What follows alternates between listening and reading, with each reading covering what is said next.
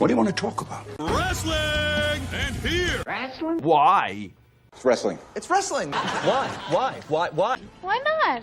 Yeah, why not? Oh boy, oh boy, oh boy, oh boy, oh boy. Why not? Why not? It's fake. Fake? What the hell are you talking about? Fake? It's not fake. Fake. Wrestling's not fake! Okay, wrestling.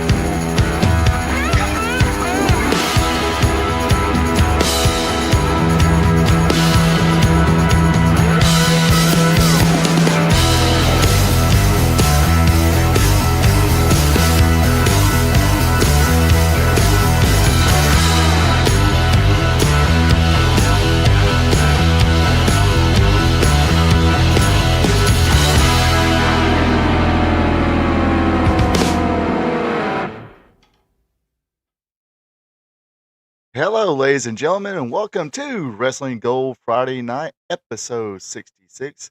Yes, it is Wrestling Gold Friday Night. We always discuss the good old days of professional wrestling, back when wrestling was wrestling and wrestling was real, because damn it, it is still real to us. And yes, it is time to crack open a cold one. Salute all those hardworking men and women who put up with a grind all week, put up with the crazy weather this week. And also salute those who are having to work this weekend. I actually do gotta work a little bit tomorrow, so that sucks. Anyway, cheers to you all, and let me know in the chat what you folks are drinking this evening. Alcoholic, non-alcoholic, it don't matter. I'm just being nosy.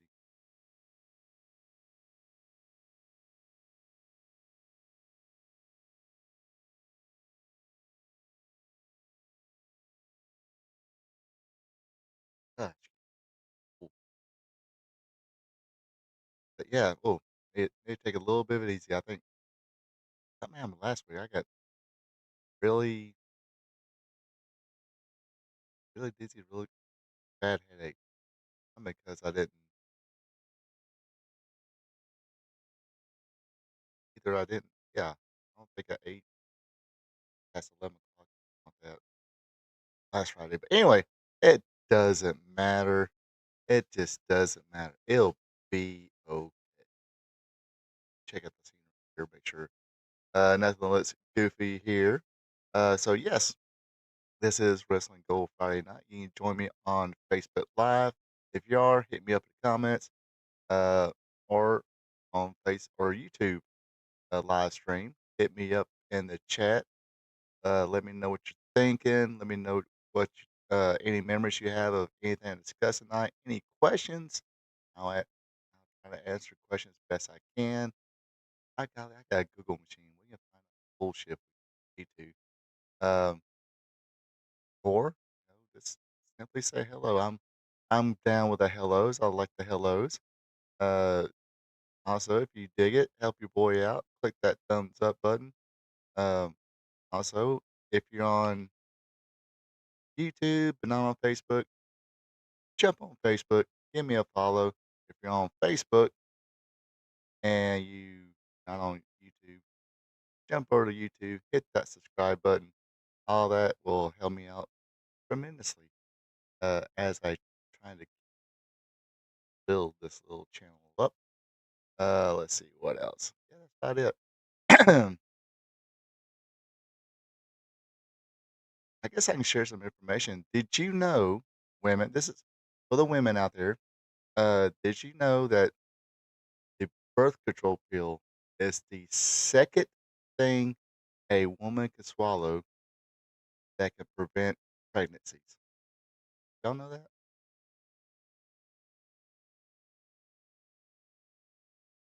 Birth control pill, the second thing a woman can swallow to prevent pregnancy.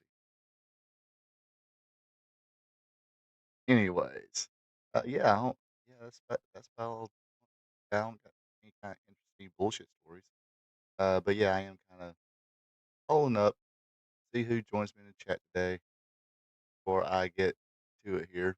Going to check out some Smoky Mountain Wrestling from actually from the same. It aired on this date in 1992, but it was like a it's called Go Home Show before what was it? Fire on the Mountain '92. Uh, one of their big events. So it was like, oh, I guess back in those days in '92, you didn't have paper. Well, you had pay per views, but a excuse me, a company like Smoky Mountain didn't have. It's had big live events, and you went to them. Kind of throwback to the '80s, where before pay per views, people, you had Starcade or WrestleMania, you just had to be there to see it all, or like the big like WWF, they had their closed circuit screenings and stuff like that. I think I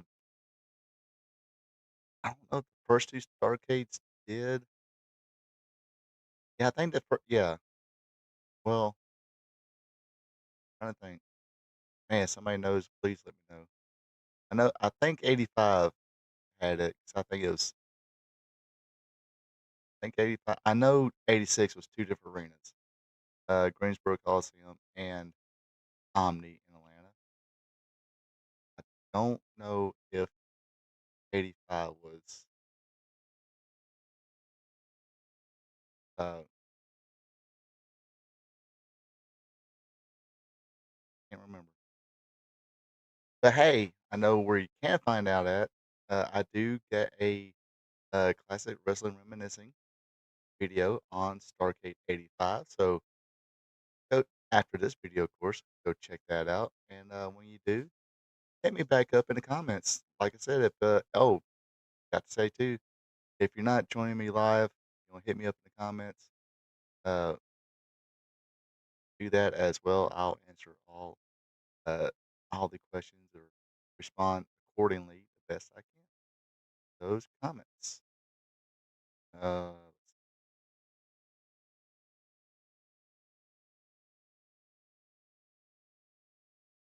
I got I got a stand for my phone, watch, and pay attention to the camera. Try to look at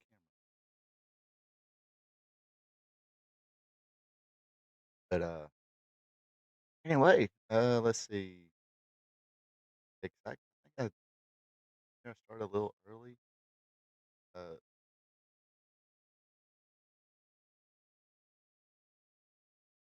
I know some of y'all probably finishing up eating dinner, washing the dishes,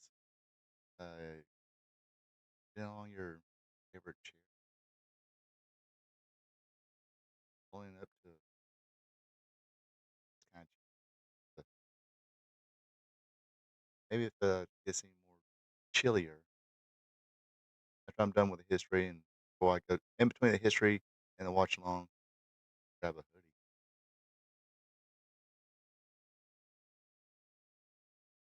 I like to get my I don't know why. This thing I guess I have. I don't know.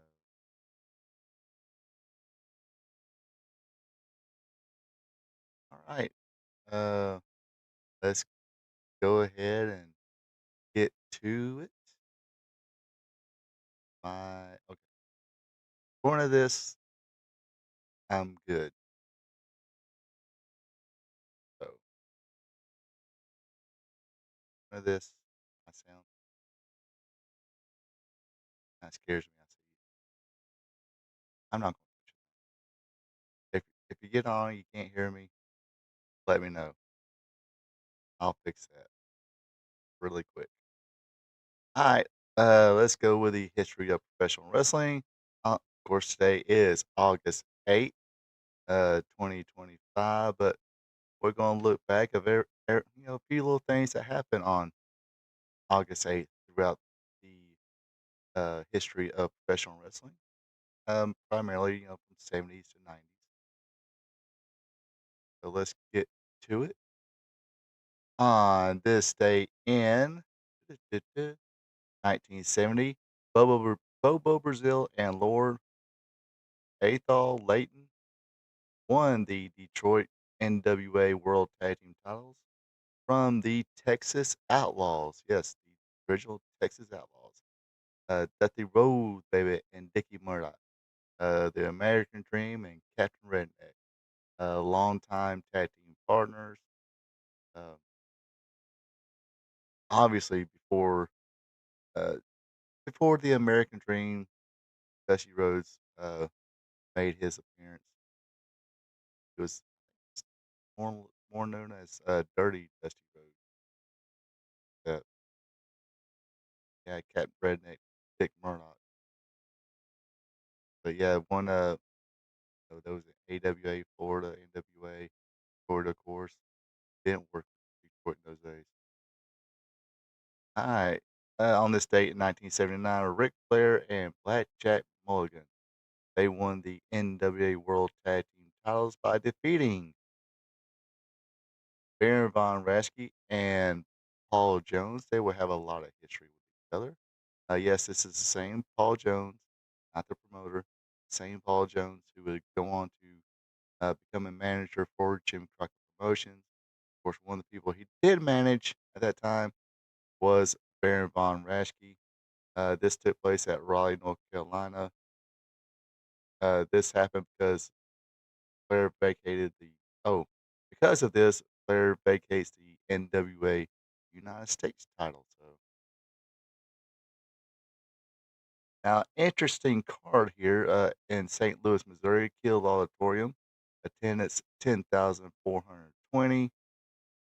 You had two world heavyweight champions, from one from the WWF, and the NWA World Champion, both competing at on the same card, the same arena, everything else.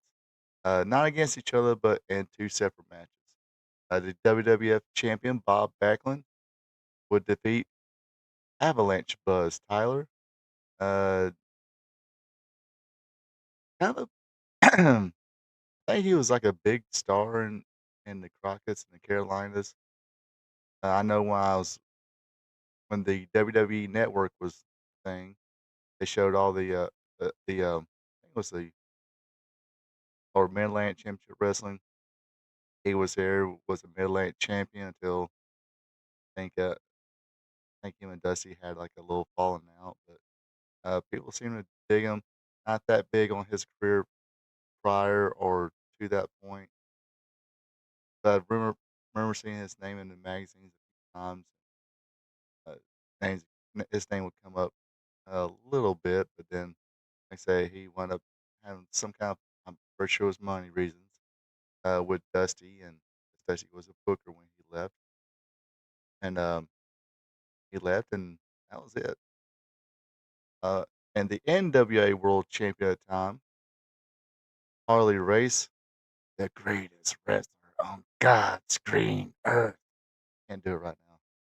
I get a little more scratchy in it, a little scratchy in my voice. Anyway, he went on to beat Ken Patera. Other matches on that card: Kerry Brown wrestled Billy Howard to a time limit draw. Bob Brown defeated Jesse Barr. Uh, Kevin Von Erich, Pat O'Connor, Rufus R. Jones, and Dick Bruiser defeated Killer Carl Cox. Yeah, definitely. Go look it up. He is definitely controversial kind of guy. Dick Murdoch, Roger Kirby, and Takachiho. Hopefully I pronounced that right. David Von Erich wound up defeating Baron Von Raschke. Uh, Raschke making a second appearance this week, and this took place in 1980. So yeah, I guess it was. I mean, I don't know. I guess it was a little more favorable at the time, but that would be kind of like Seth Rollins, the WWE World Champion, or not going up against, but be on the same card as the AEW Champion, uh, Adam Page. I can't think of his name for a second. Yes, it'll be like the AEW Champion and the WWE World Champion be on the same card, or Cody and Adam Page or whatever. Not too much probably the TNA since they're kind of working together and Trick Williams is TNA champion. Not that not that far off. On this date in 1981, Wahoo McDaniel wins the United States title from Roddy Piper in Greensboro, North Carolina. Uh, Definitely two legends here. Wahoo, uh, not only a great football player at one time, but great wrestler, Native American, real Native American, not Puerto Rican, real Native American. Uh, Man, so when I got into wrestling, to see him and just deliver those brutal chops, like, ugh. Then like I said, when I got older, watched some of his older matches, like, and sometimes he kind of rewatch it in different eyes because this, when I got uh, 20, that's when the business really was being exposed. Uh, and of course, even before that, you kind of like looking at different eyes and what you would, just being a fan, buying into the kayfabe stuff, even though I tried to still still believe in kayfabe.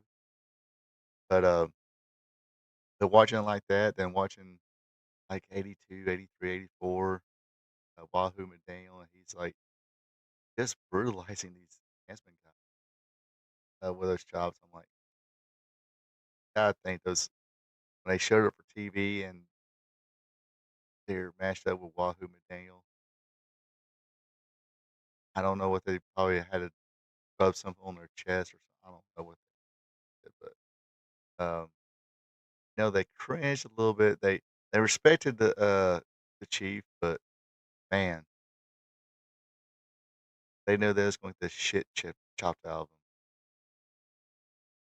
them. Before we was thinking about Ric Flair and his chops, kids go back and watch Wahoo and his chops, or Ronnie Garvin. Go watch some of his stuff. All right, today is the birthday of Rampage Brown, born on this date in 1983. In 1986, All Japan Women's had a couple of debuts, one of them being Kararu and the other one being Meguma Kudo. They both debuted on this date in 1986. And if you, again, I digress a little bit, go back on YouTube. I think YouTube has some good matches um, of All Japan Women's Wrestling. I remember watching this on uh, Pro Wrestling This Week. That was hosted by Joe Penasino and Torn Soley.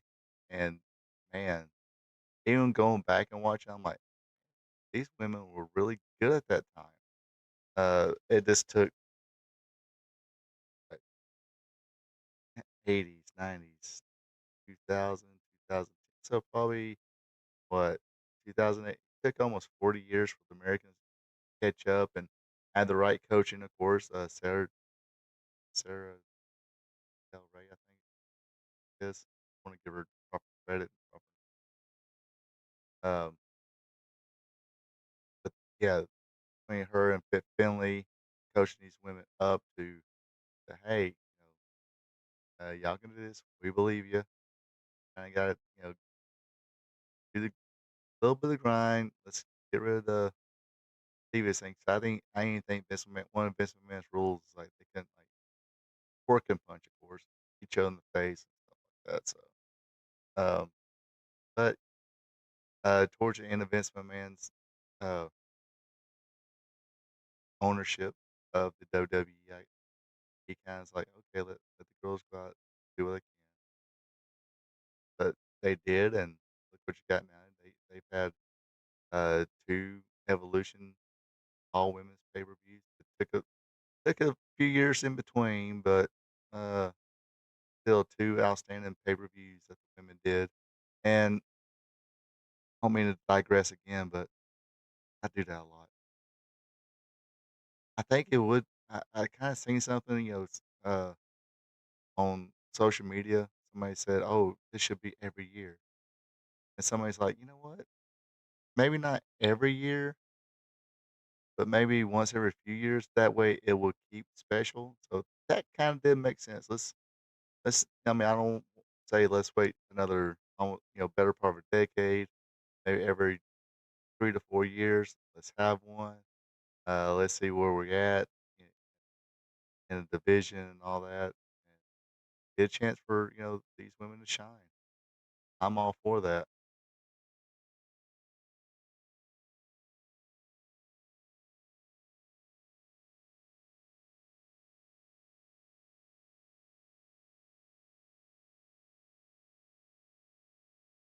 Keep the same moment moving.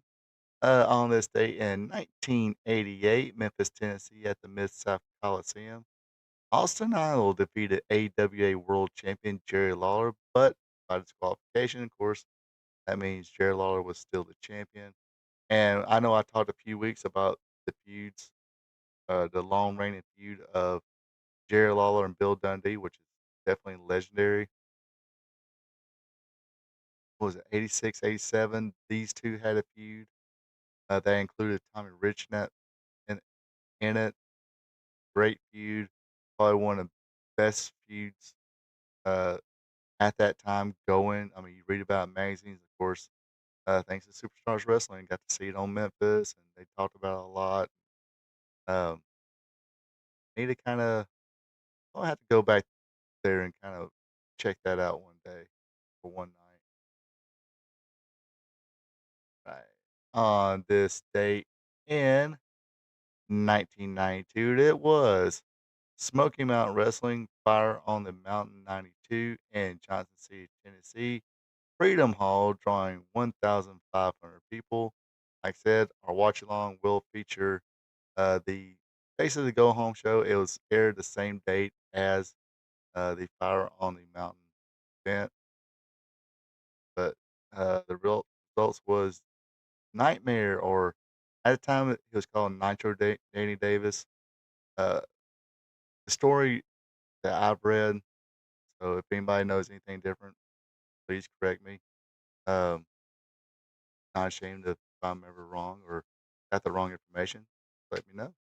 But basically, Rick Rubin, who is a big music producer, uh, Beastie Boys, I think he kind of helped Russell Simmons out or something, form his label and all that. But anyway, big time record producer, uh, kind of fronted some money to Jim Cornette to help form Smoky Mountain Wrestling.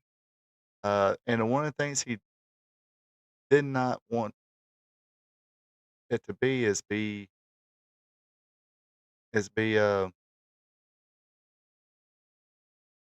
how can I say this? Not like WCW. Of course, WCW had Sting at the time with the face paint. Um,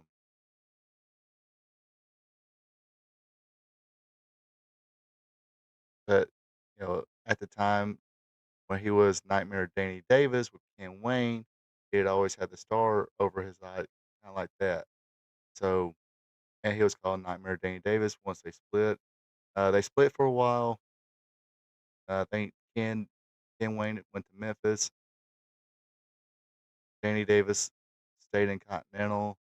Kind of had a pretty good singles run going on. Then Ken Wayne came back. They reformed Nightmares. Of course, Ken Wayne against Danny Davis. Blah blah blah. But he kept the stone on his eye. Even when Continental went down, he went to Memphis. Still was called Nightmare Danny Davis. Of course, Jim Cornette. This is one of the tag teams he managed when he first started in Memphis was Danny Davis and Ken Wayne, at the time known as the Galaxians and the Mask. They would redo that tag team as a enhancement talent in WCW years later. But um, so when Ken Wayne or Danny Davis, excuse me, Danny Davis went to Smoky Mountain, it's like you know, kind of want you to lose the face paint star thing. Uh, Let you be, I guess, a little more grounded. There's already Road Warriors and stuff like that. Um, so they wound up calling him Nitro Danny Davis instead of Nightmare Danny Davis. Uh, well, I think the star thing would have been kind of cool. Um, Danny Davis, obviously not the stature, I mean, like height and build wise, of a Sting or the Road Warriors or the Powers of Pain or whoever whoever else for face paint, but uh, could have sold little things and could have been a pretty good merchandise idea. Probably still could call him Nitro Danny Davis. But anyway, so he was Nitro Danny Davis. He would go on to defeat Joe Kazana. Joe Kazana has a son wrestling now.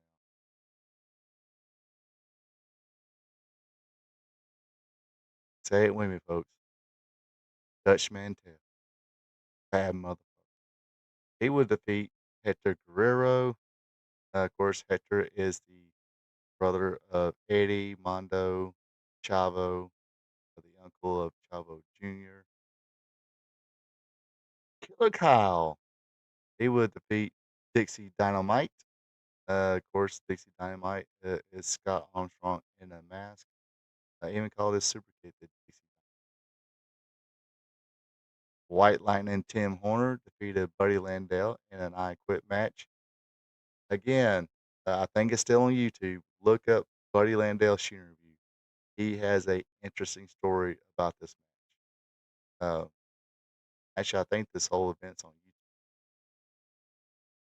But basically, depends on who you listen to, whatever. According to his interview, according to Buddy Landell's interview, uh, that was kind of pushing Tim Horner to been at least one of the top singles competitors. Probably not the main star, but like I said, I'm trying to go in the middle of this. There is a epic rant on by Jim Cornette about Tim Horner, and vice versa. There's Tim Horner, kind of saying his side of the story about him and Jim Cornette. But again, go look at those. Watch that Buddy Landell shoot interview. It was probably the one first shoot interviews I ever seen, and I thought was like great. Um, but anyway, apparently he didn't really want to do business that night, even though he did. This was an I Quit match, and apparently, when he was getting the heat, he'd like take the microphone and pop him on the head, go bling bling. Sorry, Timmy's not available right now. Or when Tim Horner was getting his shine, I think one time, when the ref said, "Hey, you quit? Do you quit?" Like he just answered by saying "Moon River." Uh, then another time, when the referee asked Buddy Landell if he wanted to quit, said, "Brother, you need some scope," to the referee. So, yeah, Buddy Landell was in one of his forms. Uh, rest in peace, Buddy Landell. See, that's another thing. If you're watching this live or and I'll get to the comments and stuff like that if you say this. But there are wrestlers in the past that you kind of sort of didn't think about, but as you got older and look back on them, hear other people talk about them, you kind of appreciate more. I would say Buddy Landell is one of those of mine. I'm probably a bigger Buddy Landell fan now than I was back then because it was kind of like I was a kid too, know, and and him coming out with a robe and calling himself Nature Boy. It's like, dude, that's Ric Flair. Ric Flair's the Nature Boy. Who the hell are you? And of course, it is that time where everybody wants to text me or do group texts and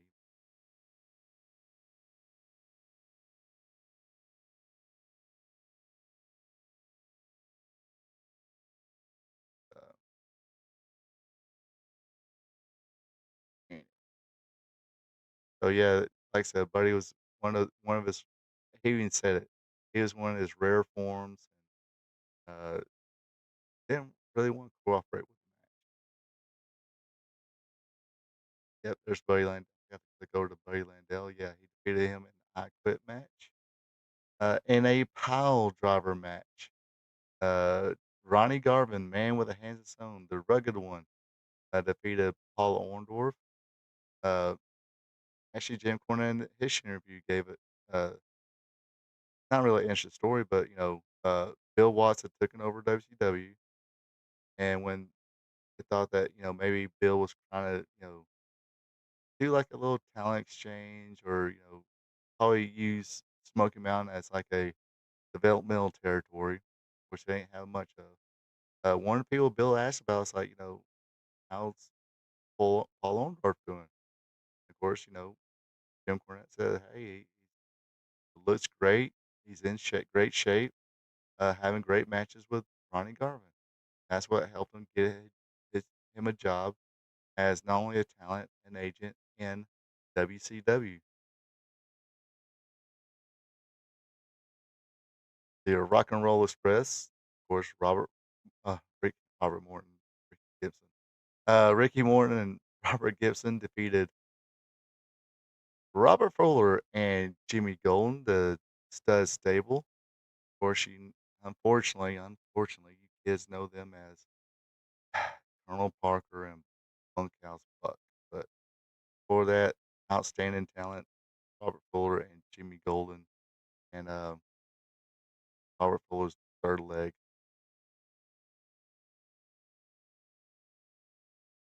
Go King. Yeah, Buddy Landell was the redneck Ric Flair.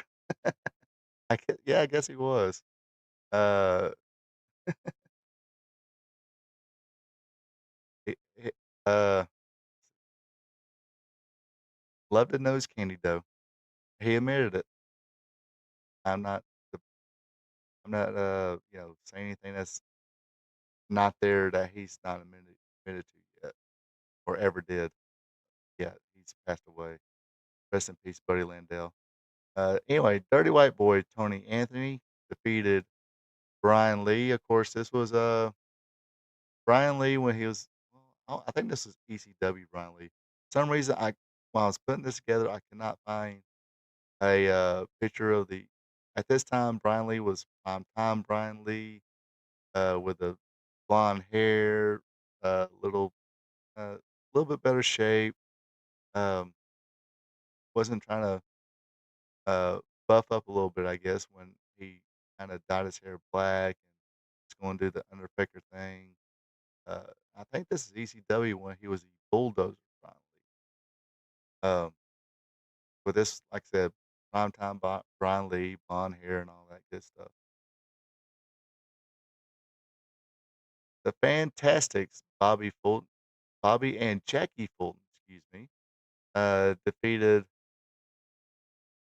the Heavenly Bodies, Dr. Tom Pritchard and Stan Lane in a barbed wire cage loser leaves town versus title match to win the Smoky Mountain Wrestling Tag Team Championship. Of course, I think everybody knows the original Fantastics was Tommy Rogers and Bobby Fulton. I forgot. I guess Tommy went to did other stuff, probably Japan or something like that. So he started teaming with his brother Jackie. Jackie would actually go uh, have pretty good success. Let me yeah, pull around the Google machine.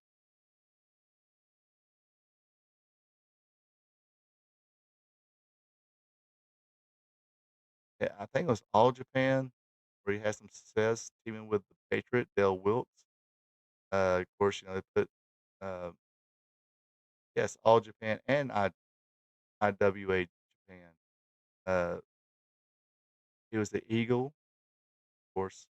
Dale Wilkes was the Patriot. Let's see. All Asian Tag Team Championship one time with the Patriot. Giant Baba Six Man Cup. He won with Kenji Muto and Kazuhashi, and won the uh, Karakuen Hall Heavyweight Battle Royal in 2002. Ranked 272 in Pro Wrestling Illustrated's uh, 500 Best Singles Wrestler, the PWF 500, and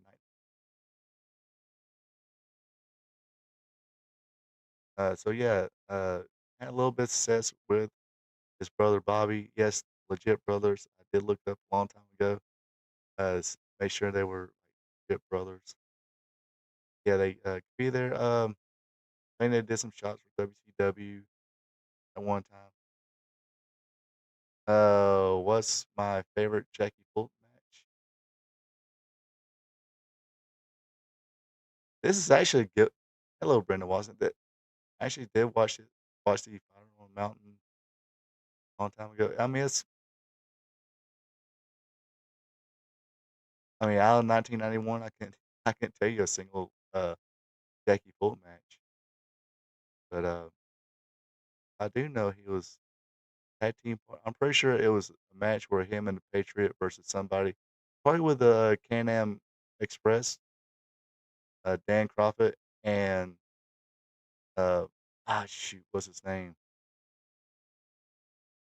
Doug Doug Furnace. I think they had a pretty decent match. Even though it's all since it's all Japan, I don't think they get the same rating as New Japan. So if it was in New Japan, it'd be like a 6-star match. But since it's all Japan, 3-star match. I'm kidding, folks. All right. Now there were a couple of let's see, in '92, World Wrestling Council had their 19th anniversary show. Did not find no pictures of it anywhere. Um, on that one, Cyclones Salvadorino or Savarino and El Paquino battled Randy Rhodes and El Exotico to a double disqualification. El Vigilante defeated Victor Jovica. Rock and Rebel defeated Greg Robertson. Mark and Chris Youngblood, the Puerto Rican Indians, defeated Solid Gold. Bronc One defeated Mohammed Hussein. Shasha and Amarilla defeated Debbie Combs and La Tagarisa. The Royal Wrestling Council Tag Team Champions, Southern Rockers, Brett King and Steve Ball, defeated Joe and Dean Malenko. That probably would have been a great. The Patriot Dale Wilkes defeated Nikolai Volkov. Canadian Giant defeated Aki Lumba. Miguel Perez Jr. battled Abdul the Butcher to a double disqualification. Vader One defeated Vader One, who was Jose Gonzalez, defeated Carlos Colon to win the World Wrestling Council Universal Championship.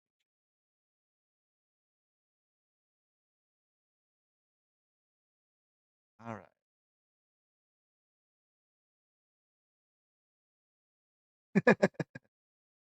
Yeah, maybe. I don't know. There are some All Japan fans back in the day, I'm sure.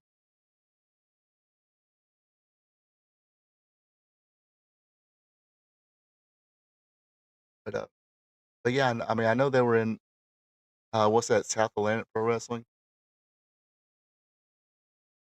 I mean, I know Bobby and Jackie had who was it, Ivan Koloff and some other Russian guy that was trying to, I guess, a trainee of Ivan Koloff. Got his name. Or no, I think it was okay. Not to be confused with Vladimir Petrov. I think they call him Vladimir Koloff, another nephew or something like that. And South Atlantic Pro Wrestling. They had a, I mean, as because Jackie was still a little green, and of course the new Koloff was pretty green, but still it was decent for that time and what it was.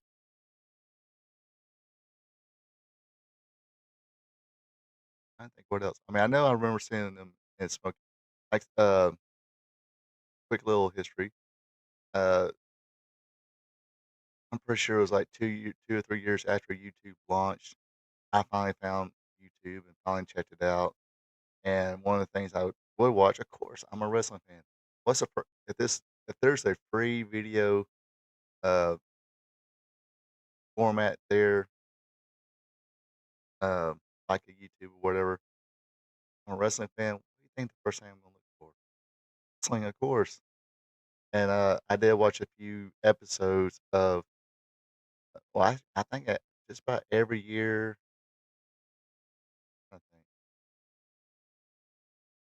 I think Brad Armstrong had a couple reigns as the. Actually, I think it was. I think I watched it to the end,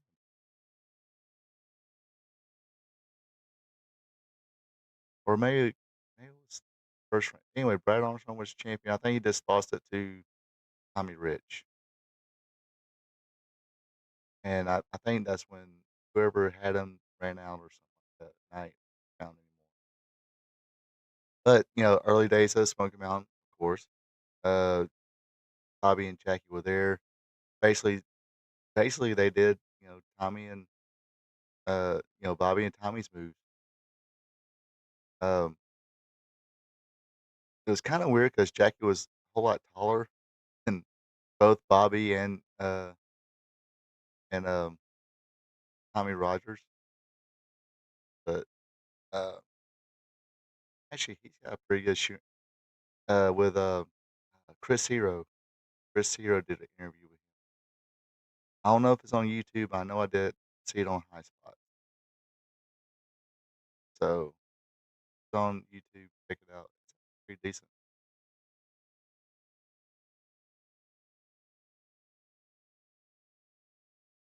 All right, let's see. On this day in 1994, Smoky Mountain Wrestling at the Saltville, Virginia, or in Saltville, Virginia, drawing 300 people. Yeah, this is, uh, yeah, this was a TV taping. Uh, and oh my gosh, man, at this time, okay, most of the high spot, yeah, look for one that has Chris Hero and Jackie Fulton. There's another one, because okay, you know how Tom Pritchard was doing shooting interview and Steve Carino was doing the old school shooting reviews. Basically, Chris Hero was doing that, but not like with everybody. Okay, there was one he did with um, Jackie Fulton. I'm trying to think. There's another one he did that was pretty good. Can't think of the name of it though. Can't think of who it was.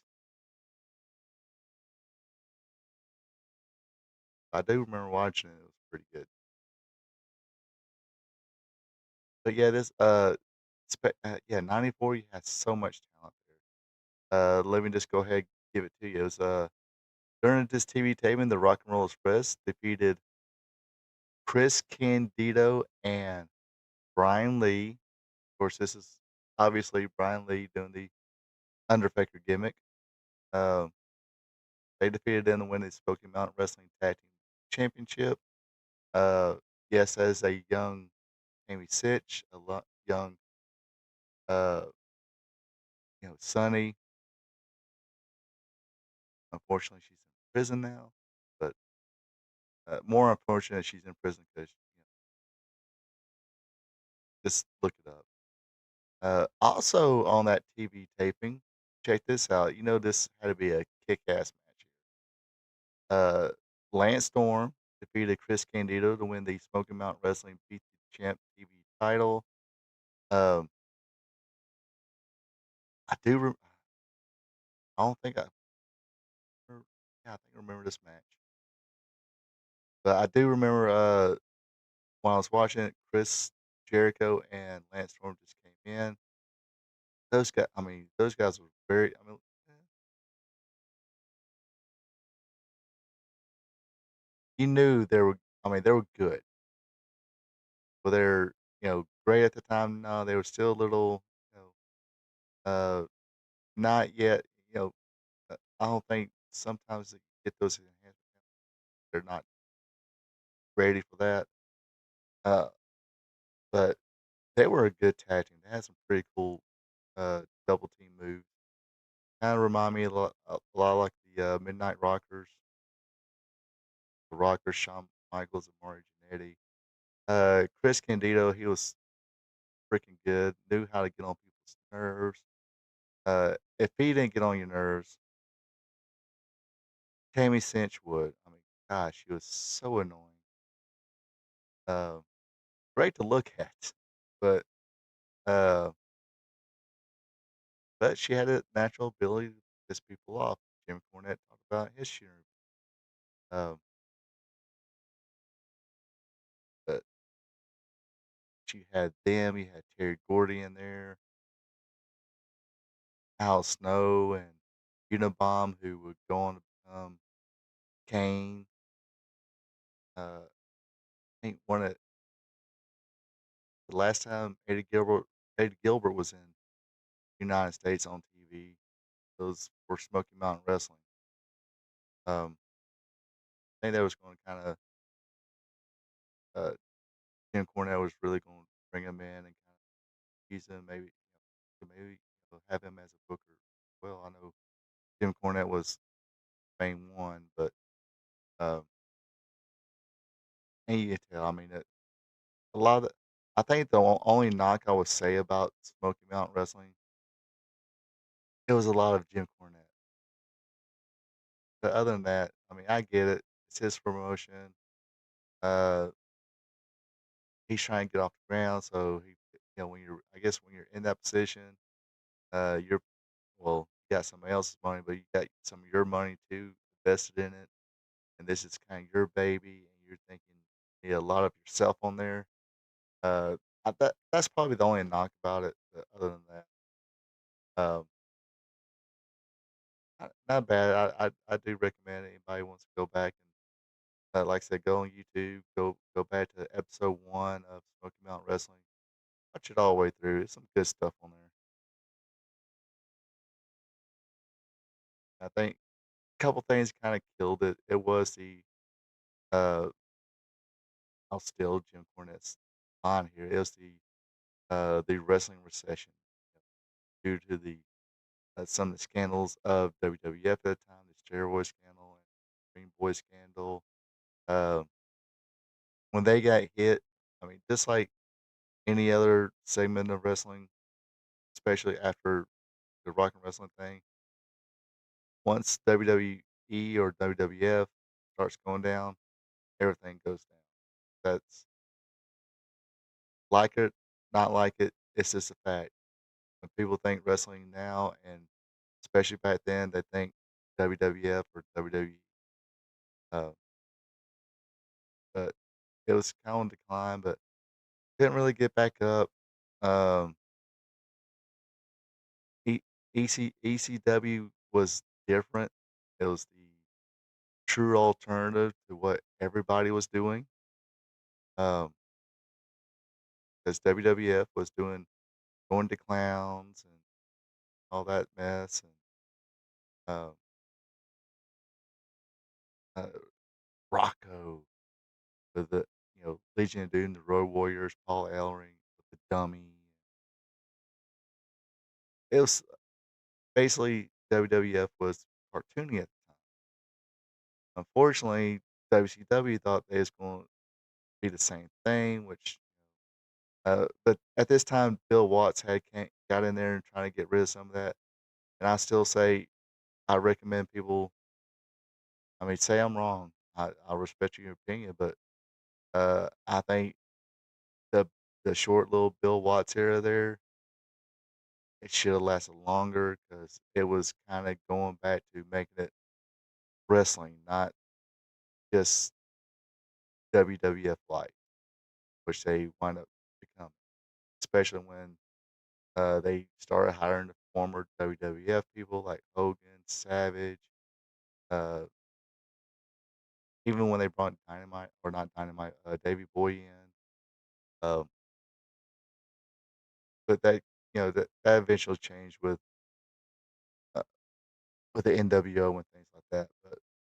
But then you have Smoky Mountain trying to be like the old territory system or like the old territory promotion. And ECW came about, and holy shit, you got people going through tables, bleeding, the hardcore matches every match, um, and uh, what else? And it kind, eventually kind of mixed up. They would have, uh, you know, matches like Dean Malenko versus Eddie Guerrero. Rob Van Dam came in. He did use chairs every now and then. Uh, Jerry Lynn, Bishop Lance Storm, and all those people came. Kind of put the wrestling into Extreme Championship Wrestling. But uh, I don't know how I got off that subject, but yeah, we had a true alternative, and like I said, 300 people. Some indie promotions would love to have 300 people, but when somebody what was the number? Chat me up. Rick Rubin invested initially $1 million into it. Um, but again, he's having to pay for TV at the time. What nobody giving Smoky Mountain Wrestling was it 1.6 billion that ESPN's given WWE just for their premium live events. Good gosh. Anyway, I digress. All right, last thing here on this day in 1998, WCW presented Road Wild in Sturgis, South Dakota at the Sturgis Rally and Race, drawing 8,500 people, shown live on pay-per-view. Ming would defeat the Barbarian. Public Enemy, Rocco Rock and Johnny Grunge defeated Disco Inferno and Alex Wright. Perry Saturn defeated Raven and Chris Canyon in a Falls Count Anywhere match. That was actually a pretty good match. I do remember that one. Another good match was on there. Rey Mysterio Jr. defeated Psychosis. Stevie Ray defeated Chavo Guerrero Jr. Steve McMichael defeated Brian Adams. Not so good of a match. May they both rest in peace. Pretty good match here. Uh, Juventud Guerrera defeated Chris Jericho to win the WCW Cruiserweight title. Dean Malenko was the special guest referee in that match. Bill Goldberg won a battle royal that also featured the Giant, Paul White, Scott Hall, Kurt Hennig, Conan, Lex Luger, Kevin Nash, Scott Norton, and Sting. I think Bill Goldberg was a world champion at the time, so he decides having a match with him. Get somebody, they throw him in a battle royal. He wins it, and this is the match where he gives Giant jackhammer. Yeah, and remember uh, the Big Show, the Giant Paul White. He was pretty heavy at this point. And last but not least, the main event was Diamond Dallas Page and Jay Leno, seconded by Kevin Eubanks, defeating Hulk Hogan and Eric Bischoff. There was also a Travis Tritt mini concert, I think before or after, I can't remember. We didn't see it on pay per view, but yeah, there's always been celebrities who did wrestling. Um, Celebrities and celebrity athletes. But uh, yeah, I'm pretty sure. I wish I gave the pay per view numbers, but seeing to me, I guess Hulk Hogan was, I think, about to just do these expedition stuff and let Goldberg just be Goldberg and run through everybody. But Kevin Nash wound up getting a book and thought, hey, I'll be with a cattle prod, thanks to my buddy. Anyway, yes, that does it for today in wrestling history.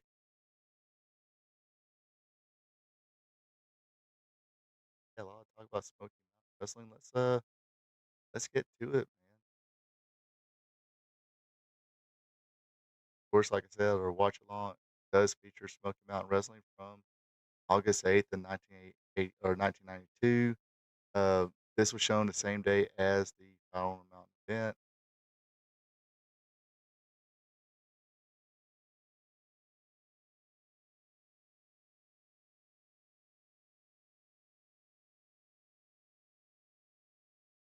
Send ready, and whenever you folks are ready, I don't need to leave and get a hoodie. I think I think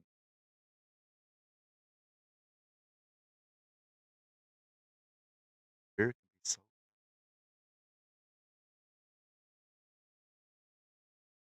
that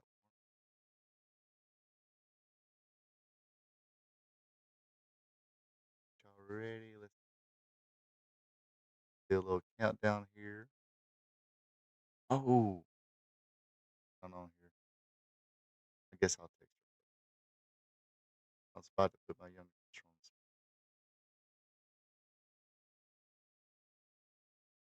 on. Anyway, if we're ready, Joe King. Seriously, that's his name. He's not joking. Joe. Anyway, here we go. 5, 4, 3, 1. Press play now.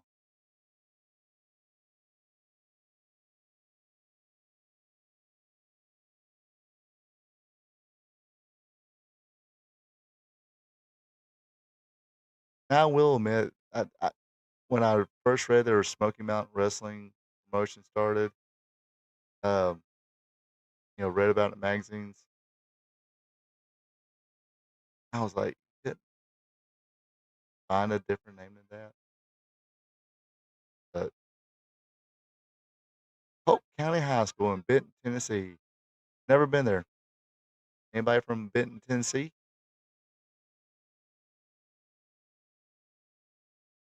So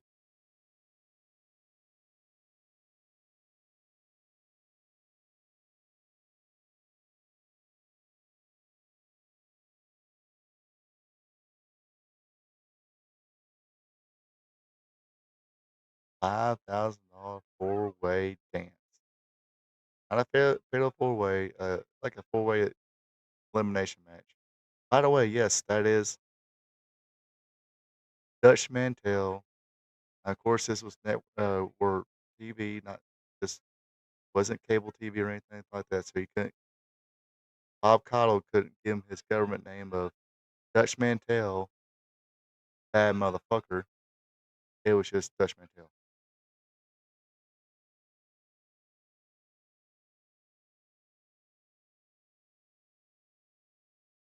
Oh my gosh, this guy for the last few years, and when I say few years, probably last 20 to 30 years, wants to call himself Nature Boy. Paul Lee still wrestles like uh between Georgia Tennessee border right there, but Even has a shirt say "Woo me, don't boo me, woo me."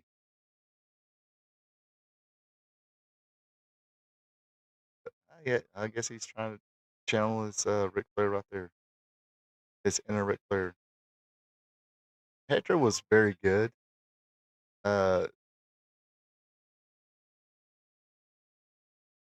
and Eddie was okay. Eddie was great, great heel, great baby face. People liked him, but if the national spotlight could have seen Hector Guerrero as a heel, especially during that hair cream or not the the the sauce, the fiery salsa he had, and I think he had the hair cream too. But that little run he had in Memphis, like in '87, I think it was. Um, man, it was freaking hilarious. Also, Hector Guerrero wrestled as Lasertron, and the NWA was a NWA World's Junior Heavyweight Champion as Lasertron. Probably as Hector Guerrero as his real name. Um, unfortunately, he was also the Gobbledygooker, but I don't think he had any matches as the Gobbledygooker in WWF.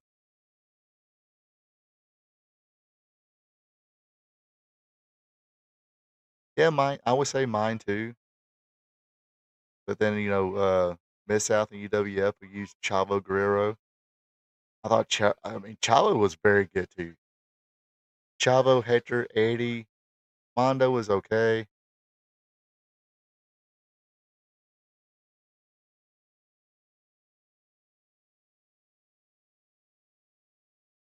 I think there's like a video on YouTube of Paul Lee trying to upstage some stand up comedian. It didn't end to turn out too well. I guess he's really trying to be Ric Flair, but hey, the dude still gets booked.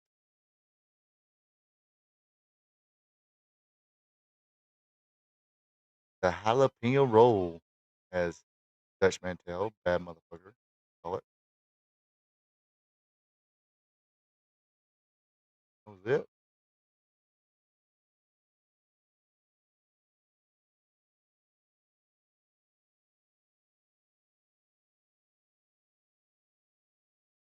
Dutch Mantel was a good commentator, good color commentator as well.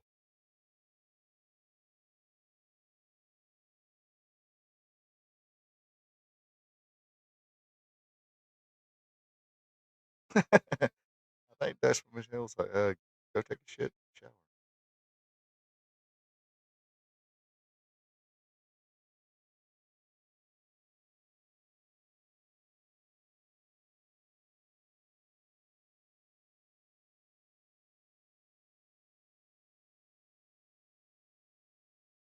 Yes, he did.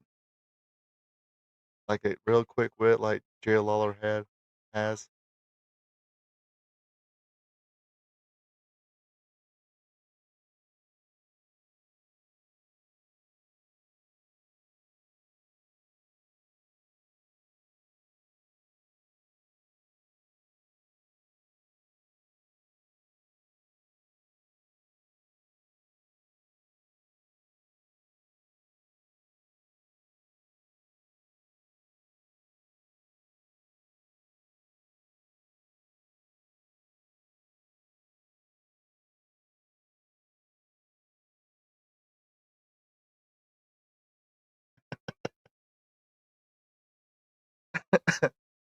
Probably have to size in more ways than one. Rumor, I don't know. Rumor.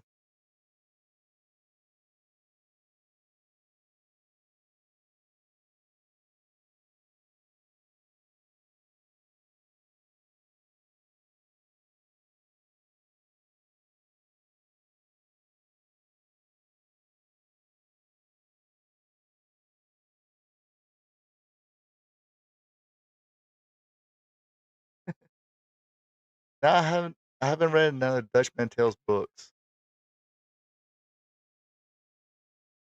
I thought about, I guess ordering a autographed copy of one. If you ever watch this podcast with, I forgot his name.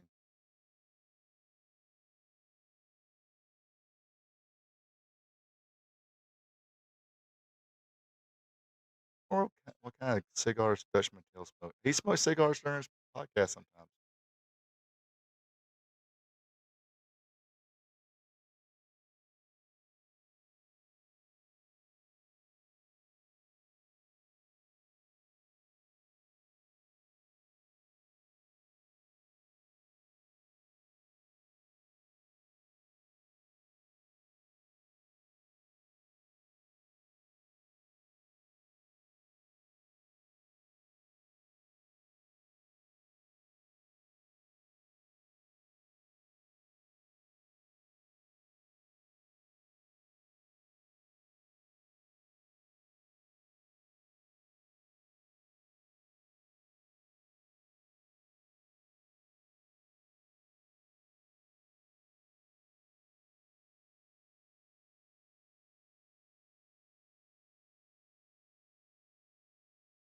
Tape his fist up, I guess. Or he's gonna tape up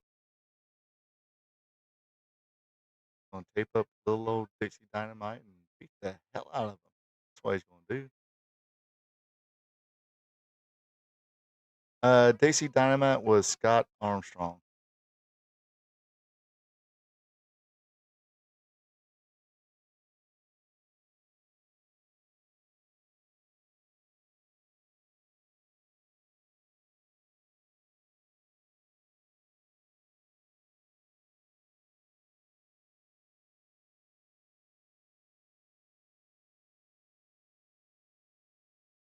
But yeah, I've been interested to read some of Dutch's book, or Dutch's book.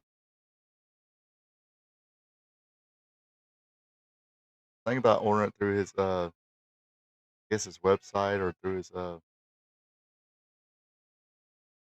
um podcast website, wherever it is.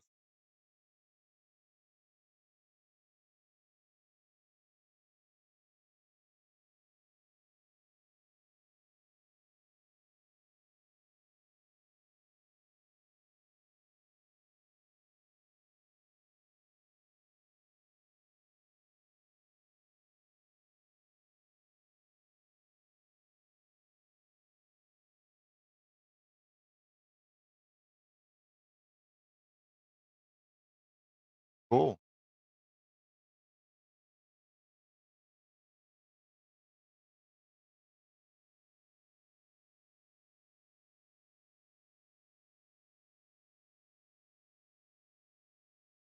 Yeah, he grew his head out a little long. He had a full mullet at one time.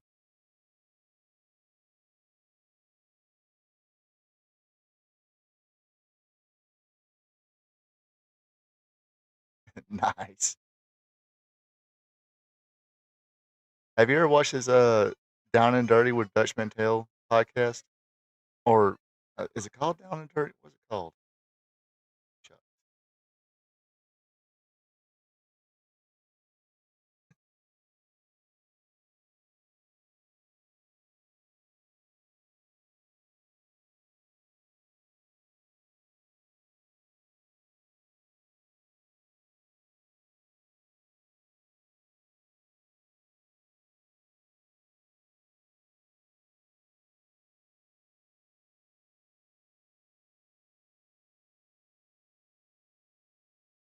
Or is it story time? Is it story time with?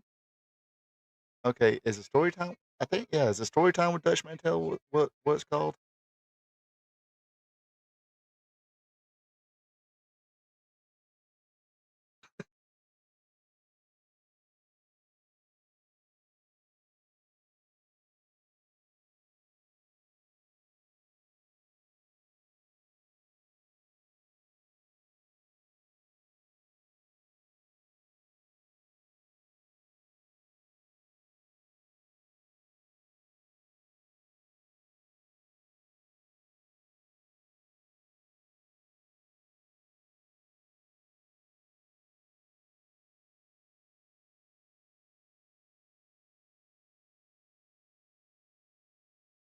course, Bob Caudle, he was a longtime play-by-play commentator for Jim Crockett Promotions for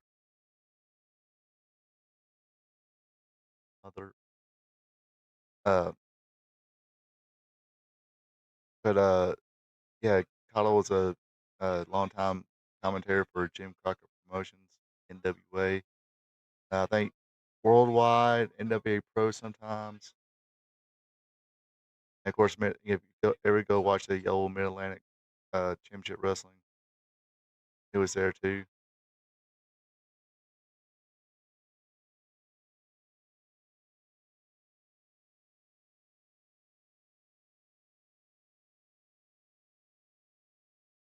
Good night, Brenda.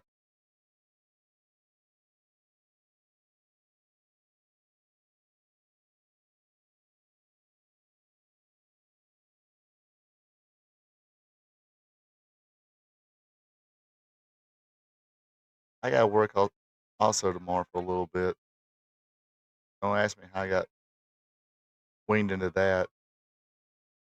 Go do an downtown job and then come home and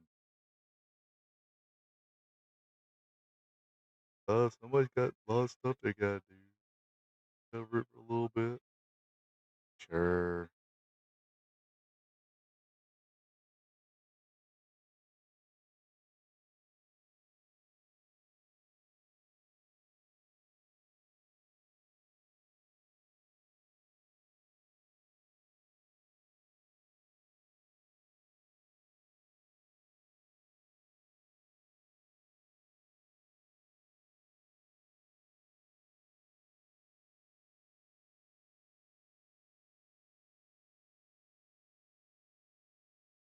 Yes, that's Mark Curtis, real name Brian Hildebrand. Not only did he referee for Smoky Mountain Wrestling, eventually he did get hired by WCW and be one of the top referees there.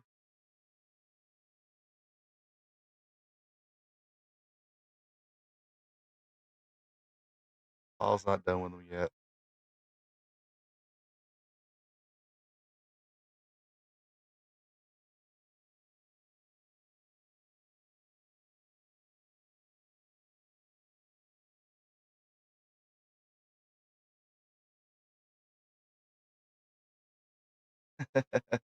Appreciate it.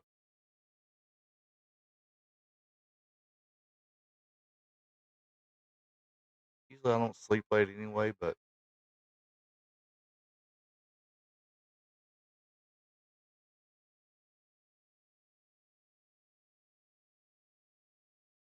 yeah, you can tell right there that the arm had the nerve damage and stuff like that.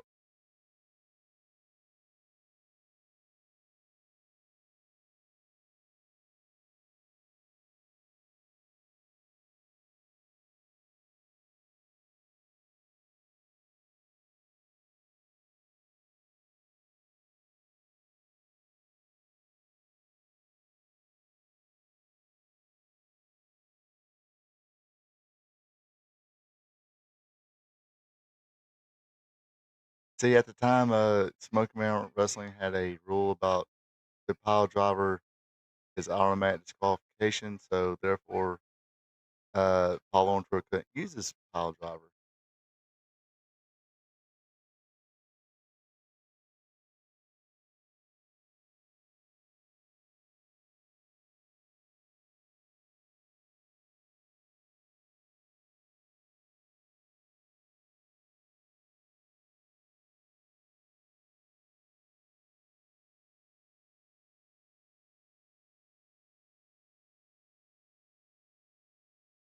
See, if I had Dutch Mantel on the podcast, or say if I had a promotion or something like that, I say, "Hey, Dutch, you know, be my commentary." But when you say, "Hey, I'm Dutch Mantel," bad motherfucker.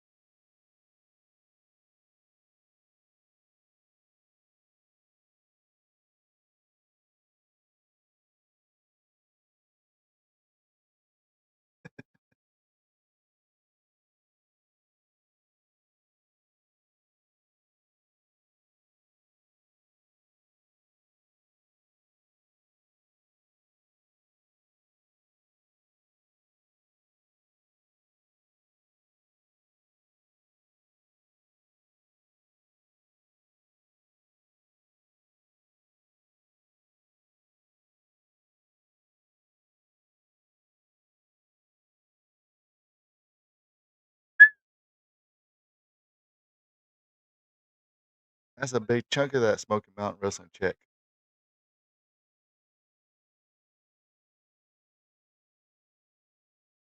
See, I miss those days when wrestlers they would say, "Oh yeah, since they did some bullshit, um,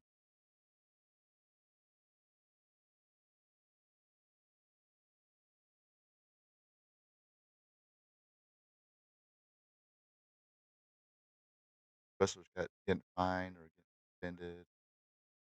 AEW, well, I don't know, they had real shit reason they got suspended.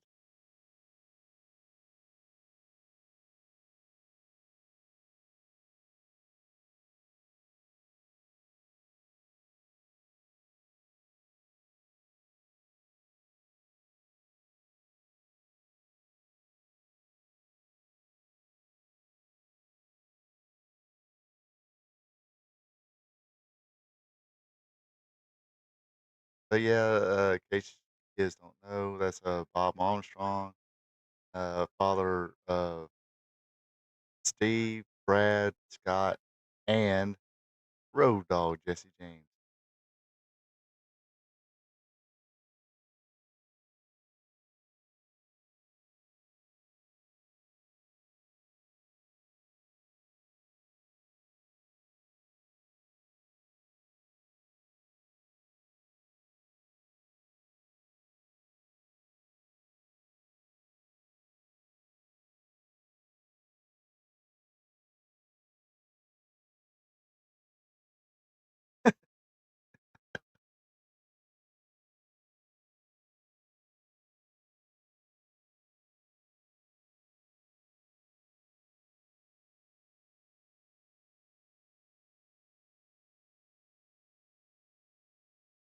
See, this is another thing I miss about wrestling. Um, Wrestlers coming out to this regular music.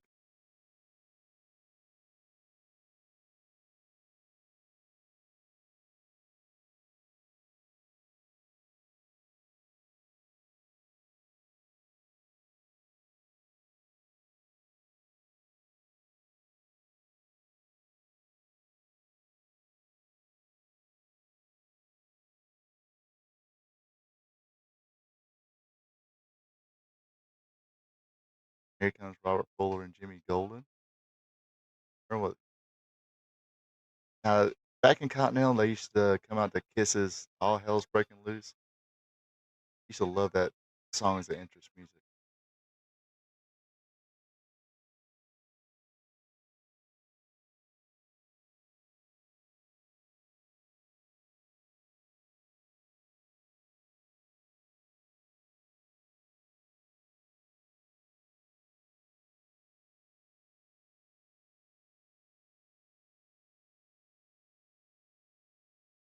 Here comes the Heavenly Bodies. I don't know why they came out to this song.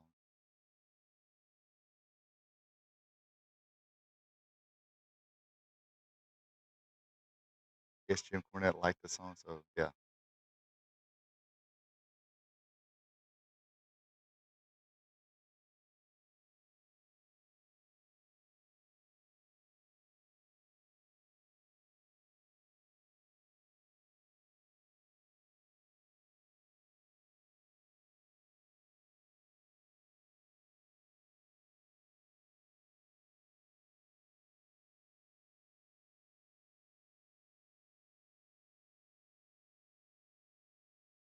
I don't remember what. I mean, I think he wore the hair gear because that was a hairpiece, supposedly.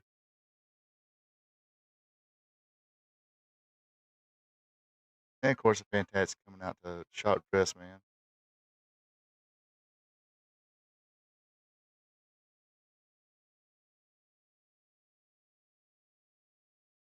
Okay, I don't know. I always thought Jackie was. I mean, he's a bit taller, yeah, but not way, way taller.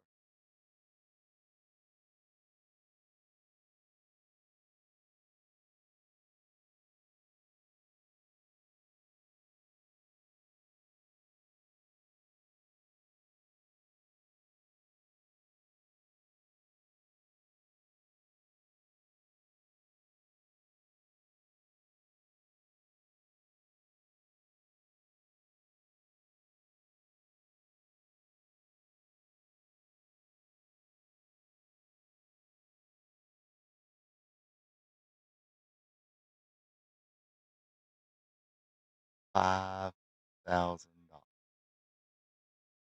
which is was that the same amount that Austin Idol won in the Battle Royal in Columbus, Georgia, and the promoter who got to was Fred Ward who got to grab the check from Austin Idol, and Austin Idol turned around and cashed it.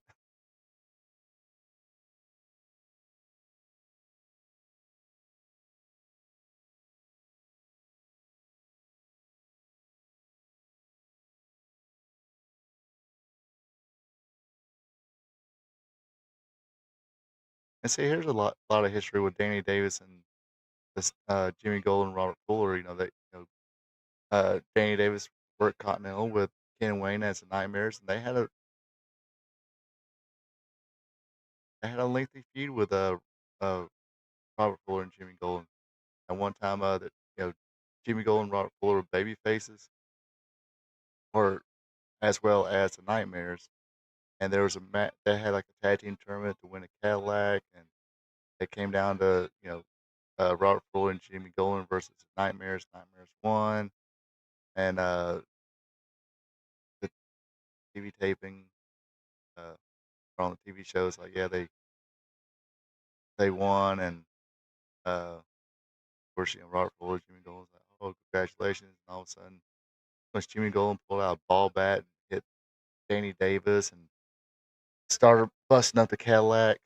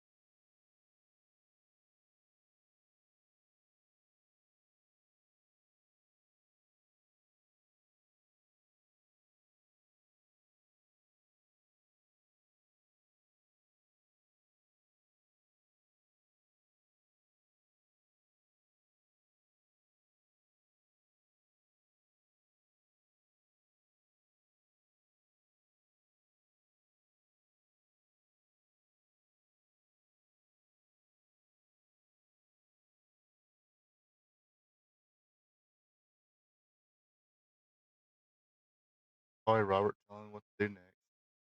Fight back up slowly, but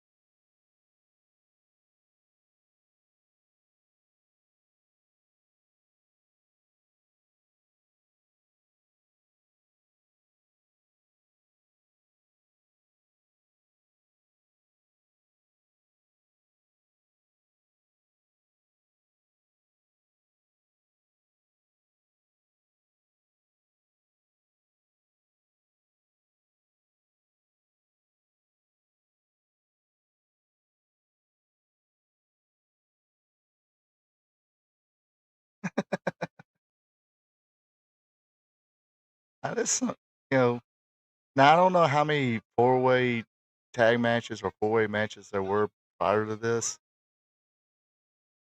I think Jim Cornette said this is probably one of the first ones.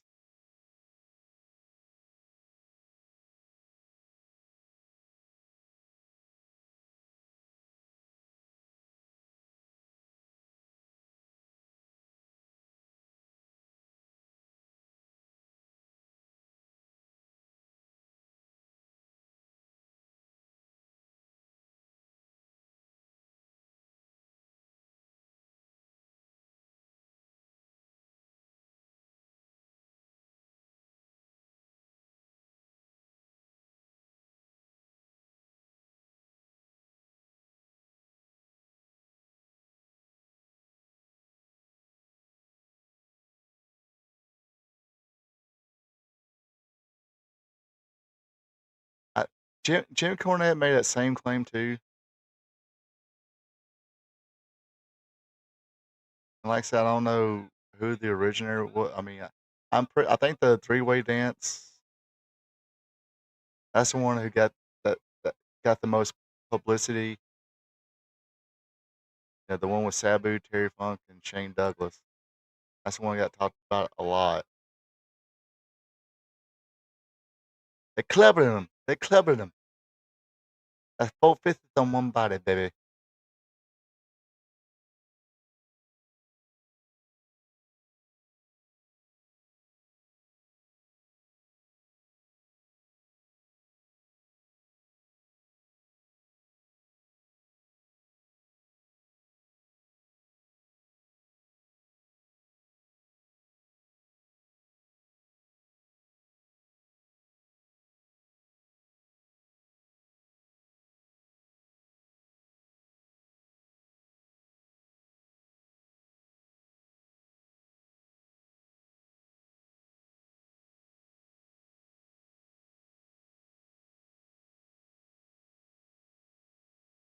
Yeah, I can't remember. I mean, like I said, I don't think it's the first one, but I've been like Puerto Rico or something like that.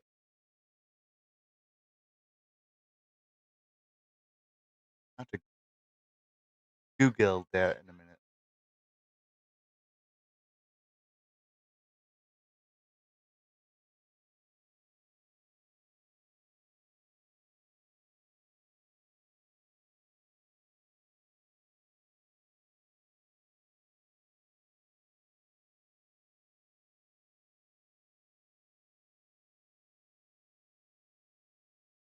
And yes, in case you wondered, Tom Pritchard is the brother of Bruce Pritchard.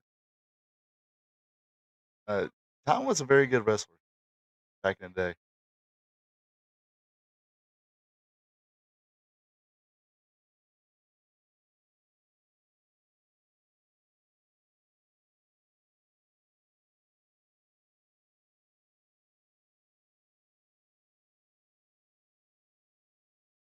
Yeah, probably so.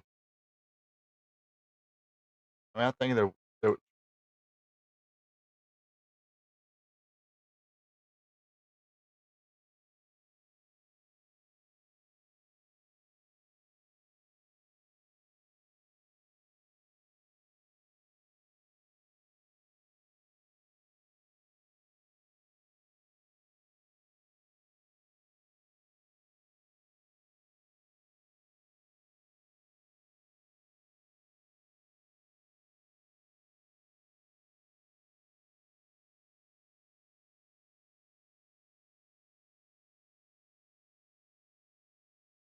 no, that's wrong, Google.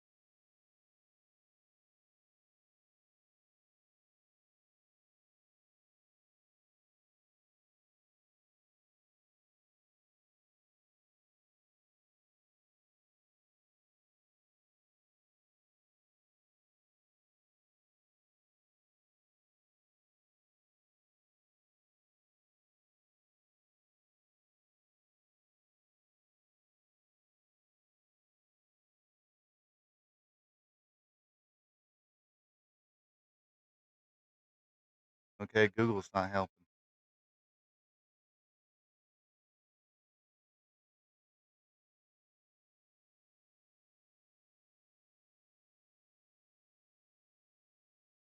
Google is not helping.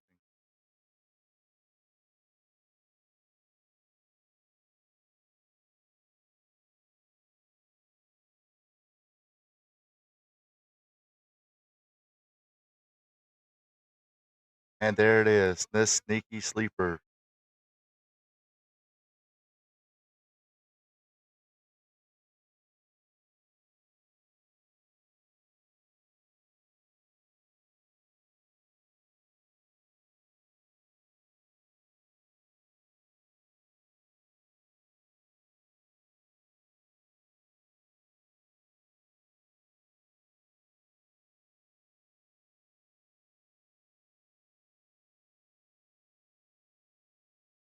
Uh-oh. Here comes that Enziguri Savat kick, loading that boot up.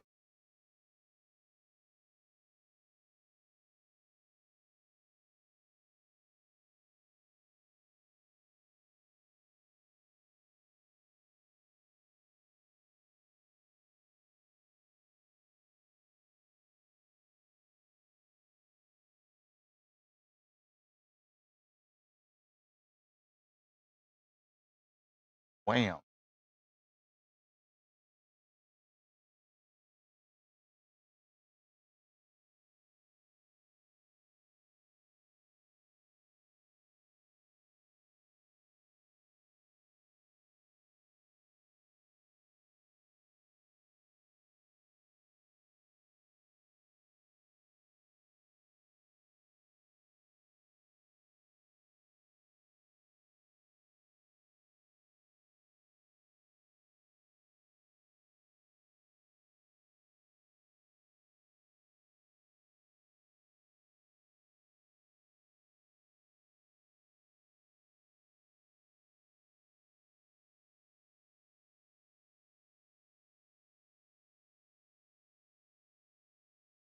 Entice another baby face.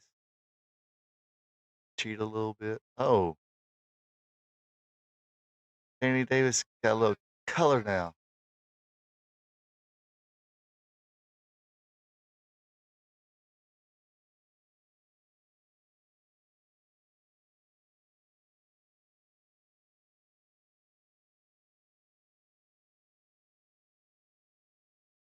He is busted open.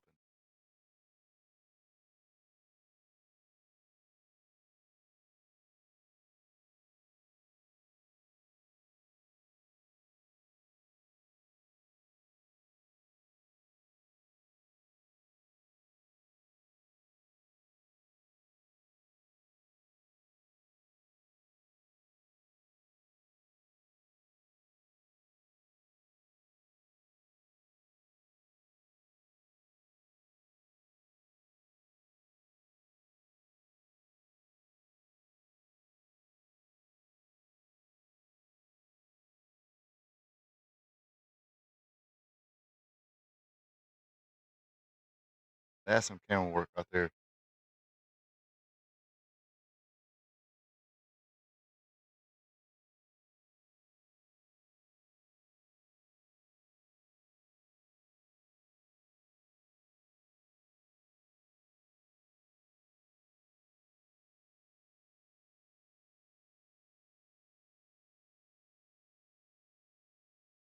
Going around like a rag doll.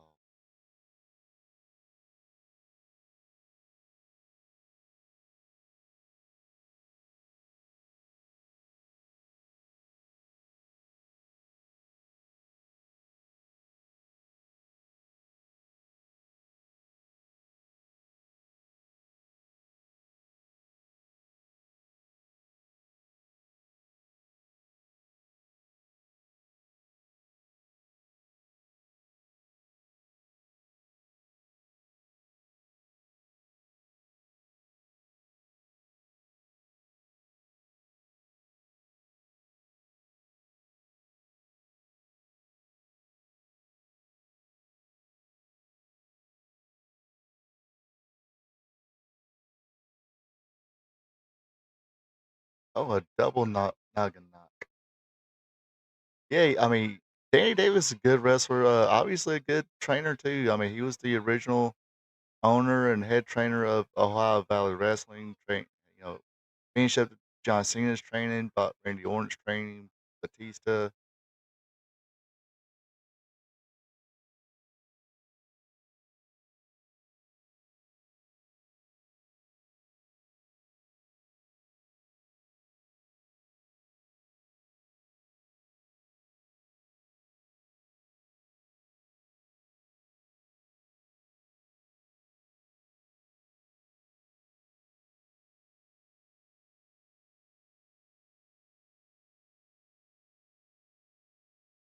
And those is it's a slow, you know, comeback.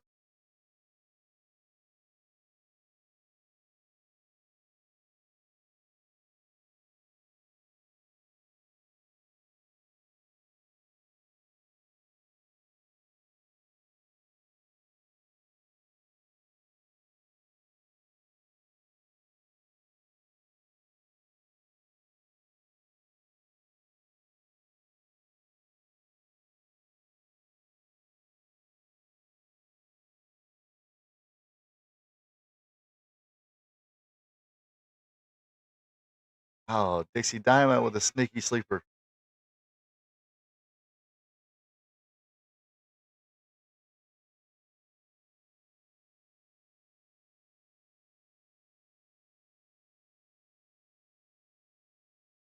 Damn, not the out of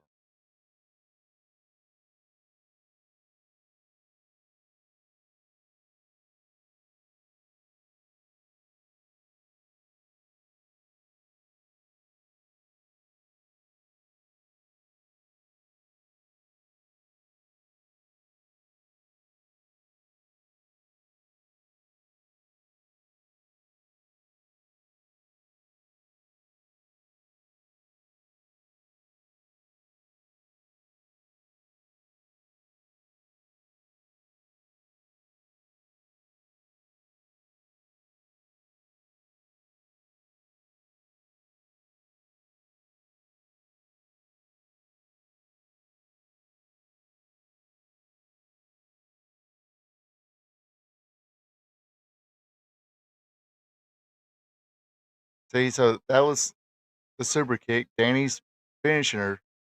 Knows Jimmy Golden didn't kick out. Robert Fuller had to come in and make the save. You didn't have that back in the day. Nowadays, I mean, just like listen to my night two review of SummerSlam, and I pretty much made fun of it. Mid match we already had six AAs and six Crossroads.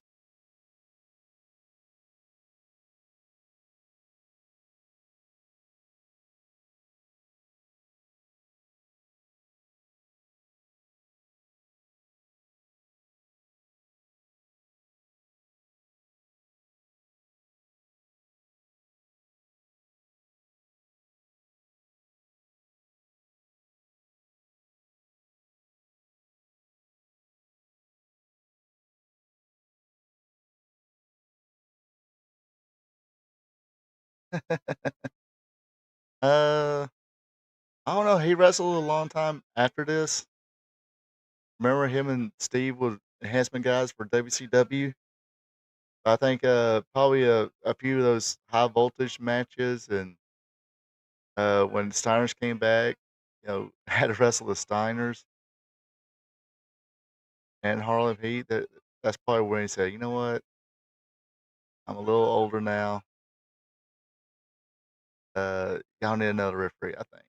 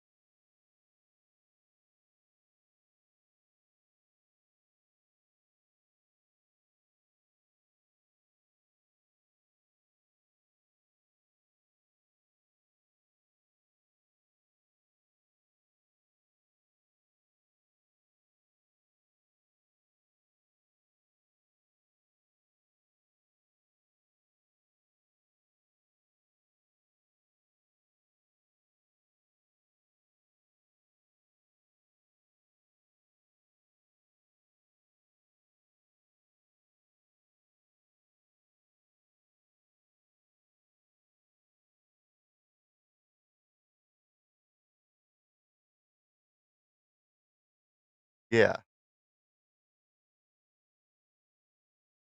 Yeah, I mean oh, yeah, they were definitely very good. I mean, Robert Fuller, I mean, I get why they made him a manager. I mean, the dude can freaking talk. But I just hated it that, it's like, why you calling him Colonel Robert Parker? Everybody, I would imagine everybody knows he was Robert freaking Fuller. But, pretty good little show, little quick. Remember shows only last like an hour back in the day, if you include commercials. But, yeah, I mean, just go back and watch the Southeastern stuff.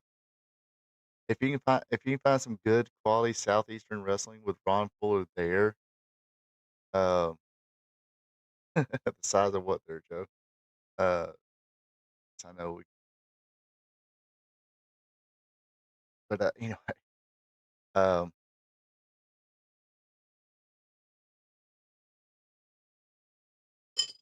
but yeah, Ron Fuller, the original Tennessee Stud, um, he was a hell of a talker, a hell of a heel. Um, and it was easy for those guys to get heat on just about any babyface because they were, like you said, so much, you know, taller than a lot of people. Wasn't like Andre. I mean, they were 6'5", 6'6", and this is a time where the average height with a wrestler probably had to be 6 foot, 6'2", something like that.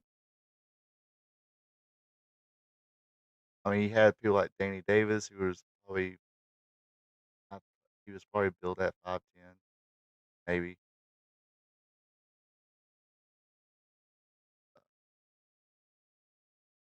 Let's check Google machine.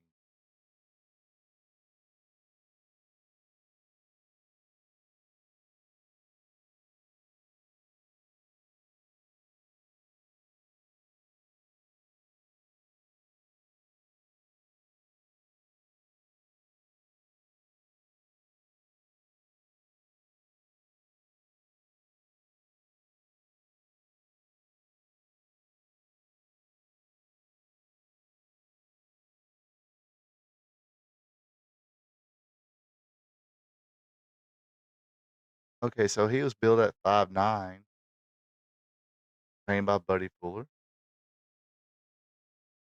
Buddy Fuller is Robert and Ron's dad.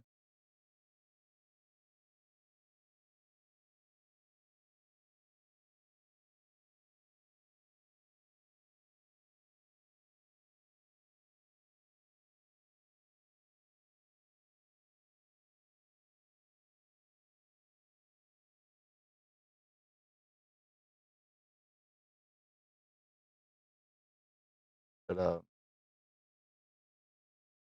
Scott was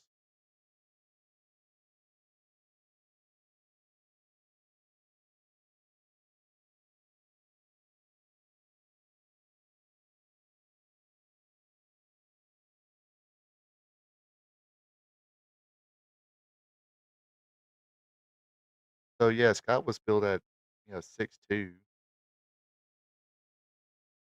He tell he's kind of a little tall, a little length, and you uh Road Dogg was tallest one, I think. Um, Steve was the bigger built one. Brad was pretty big, but the one thing all the Armstrongs agree on, dad and sons alike, was the best one was Brad. Only if he could a little bit better talk. But yeah, so with the size of Robert Fuller and all, and Jimmy Gold and Ron Fuller was like 6'10". Uh, tall mother effer. Um, so is that they were able to easily get heat on people, but they were pretty decent baby faces too when they had to be. I mean, they did better work as a heels, but when they had, they knew how to be baby faces and not and work like big guys like they work as a big baby face. Um, I mean, especially back then, because you got to think most wrestlers a little bit better built at that time. Um, Even Danny Davis got to a point where it's in Continental, he was in like you know, kind of ripped a little bit there. Uh, Down at gym, built but um, but was I mean, it wasn't like overly big, but you can tell he was working out and dieting and kind of kind of got built up a little bit there. But yeah, I mean that was a pretty good four-way match. Um, had some of the Tennessee BS in it, which that's all that. Um, Not sure why they didn't have the heat on. I guess because Bobby Fulton was the more experienced of the two, so they put the heat on Bobby Fulton. Then um, then of course on Danny Davis. I mean, like I said, Danny Davis is a pretty good wrestler. I think the first double suicide dive I ever seen was from Danny Davis and Ken Wayne. They did it at the same time. The first person I think I ever seen do a suicide dive was Tiger Mask. Uh, but the first, like side by side, they went at the same time was Ken Wayne and Danny Davis, the Nightmares. But they, they didn't overdo the flips or anything like that. I mean, they knew how to work. Kind of the Midnight Rockers. They were very athletic and did pretty good double team moves and could do the flips and stuff like that, kip ups and flips and all that good stuff. But it wasn't their whole match. It was, and sometimes it was I didn't do any dives or any outside dives uh, in a few of their matches, then they'll do one in a match. They didn't have they knew how to work to where um, they didn't have to do dive after dive after dive after flip and finisher after finisher after finisher. There was a match right there. I don't think anybody hit their I mean, except for, well, technically Tom Pritchard did because Tom Pritchard will use that Enziguri even without the loaded boot or whatever as a finisher. Yeah, before it was popular. Yeah, I mean, yeah, they were small, but they, like I said, it did not do a lot of flips. Yeah, I think Shawn Michaels and Marty Jannetty was considered small for the WWF.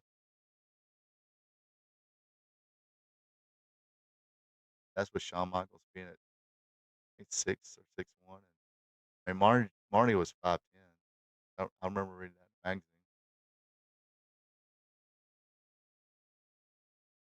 But they did some high fly moves, but they didn't like totally. It wasn't like every move they had in their forte or in their catalog. Yeah, I mean they were doing like a lot of stuff for us. It was popular. Um, but yeah, I dig some Smoky Mountain. Like I said, it's one of those deals where um, the wrestling recession uh, and of course was it would have wound up being like anybody else. Even if they got over that that the whole um, wrestling recession deal and kept going. Eventually, WWE, WCW is going to wind up purging their talent. It was, it's good for the talent, but kind of bad for promotions like that. Unless a good deal would have, if Bill Watts would have stayed on and kind of kept him on as WC, billionaire Ted, dude. Um, he said, kind of was like, hey, let's kind of give them a little bit of money, which wind up being what WWE did or F did with Ohio Valley. Kind of gave them a little bit of money.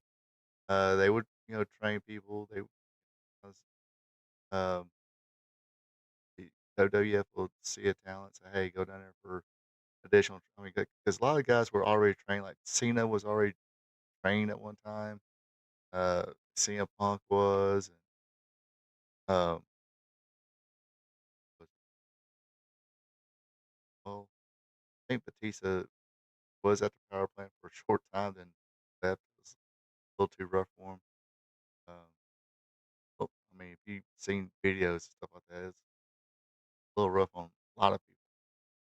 Too many people being able to deal with that. What else was it? I mentioned Punk. There's somebody else who I can't remember. But yeah, they kind of sent them to Ohio Valley, uh, get all the kinks out, kind of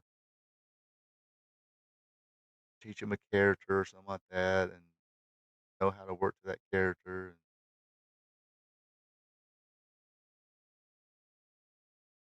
or like I said, work on work a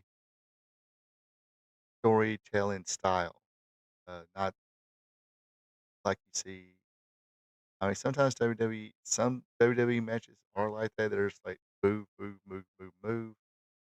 Um, unfortunately, like I said, I think the one thing I always made fun of about the John Cena Cody Rhodes match, it did kind of drag, but it was like, gosh, we done seen six crossroads and AAs.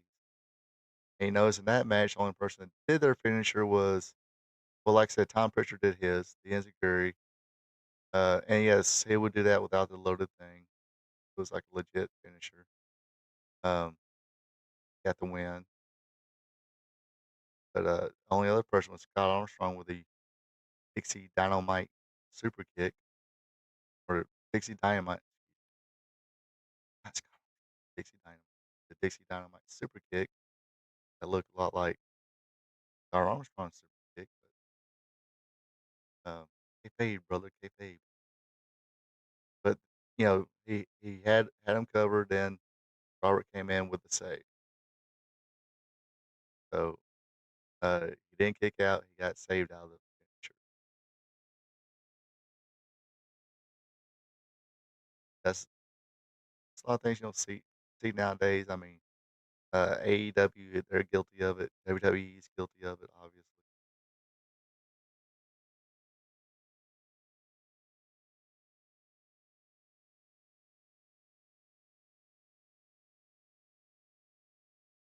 Close at the time. Anybody got any comments, questions? I feel like a teacher now. Questions, class? Questions? What was my favorite Jackie Fulton match? Question. Haven't seen not too many, too many without uh, Bobby Fulton, brother. But yes, like I said, I highly recommend. It's on YouTube. The Buddy Landell shoot interview. It's the one he did with High Spots, I think, not the one he did with RF Video. That one's pretty good, but I don't know. Something about that first one I seen with Buddy Landell. I guess because it was the first one. Always liked a little. I don't know.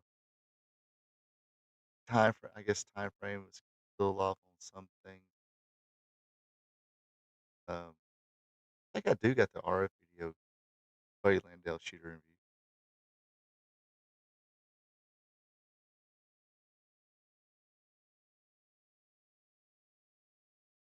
Think I'm gonna call it a night. Like I said, I got to work tomorrow. Not not a long time. I got a busy day tomorrow. I got in the airport at the airport in Atlanta. Uh, the Buddy Landell, the Buddy Landale RF video shoot.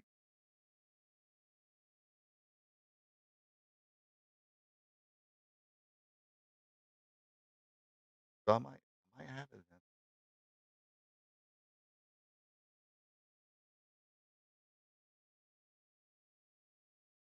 But like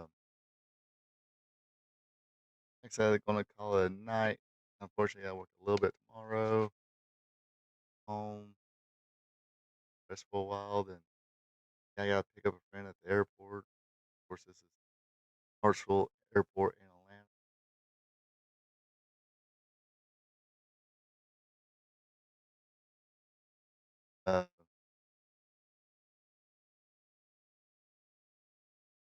Um,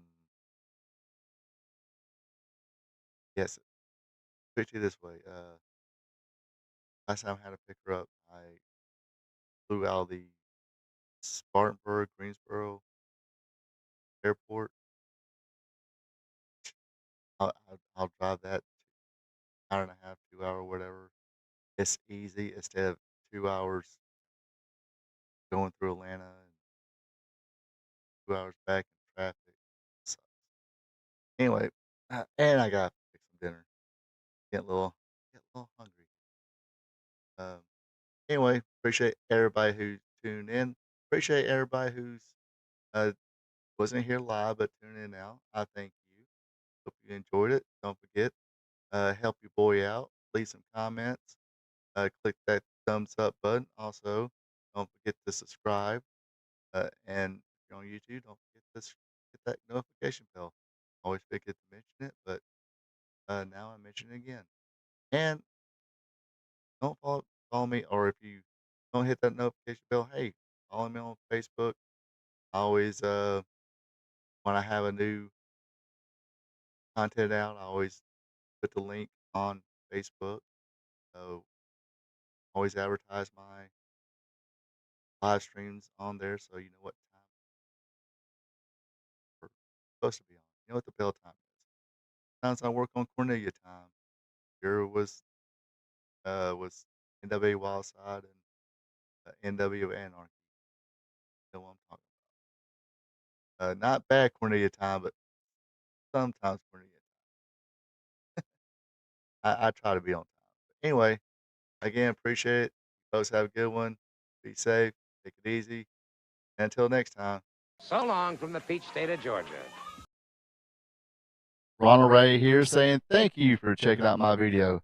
If you don't mind, go ahead and click that thumbs up button, leave a comment, and share this video with family and friends. I would also appreciate it if you would subscribe to RP2 Vision, where I cover the sport of professional wrestling from yesterday to today.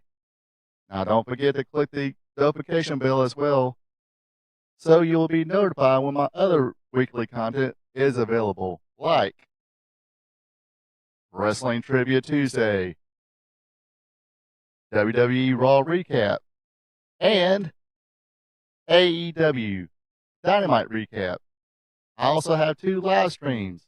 Every Thursday at 8 p.m., it's Spot Show Live Stream, where I discuss the latest news in professional wrestling. And on Friday nights at 8 o'clock p.m., it's Wrestling Gold Friday Night, where I discuss the good old days of professional wrestling. When wrestling was wrestling, wrestling was real because it's still real to us. Folks, have a good one and take it easy.